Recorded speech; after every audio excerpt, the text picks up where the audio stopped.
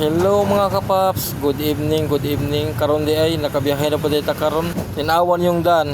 Mingaw na kayo mga paps. Dugay kay ko nakabiyahe. Naglami mo daw kung tulog sa muwa mo gud.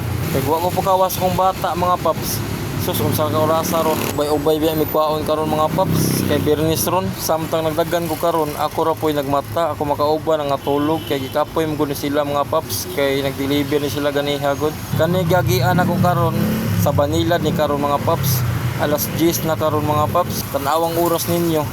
Laom na jud kayo, alas 10. Kanang mga oras sa mga paps na nako sa Cebu City ana. Basta bahalag dugay ta mga paps. Laban lang kita.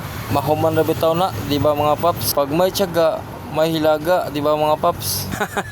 Unya mga paps, kay manama Miss Banilad mga paps, paduna gid Miss Cebu City mga paps. Adto na sa mimo kayod ani mga paps. Salamat kay ninyo mga paps sa pag-uban sa akong pagbiyahe mga paps. Bisag kamo mga paps galantaw ra nya ako nagbiyahe mga paps para na ako giubanan gyapon ko ninyo mga paps. Unya time check karon mga paps, hapit na alas 11 mga paps. Kani ang gagian diri mga paps sa IT na ni dapit mga paps.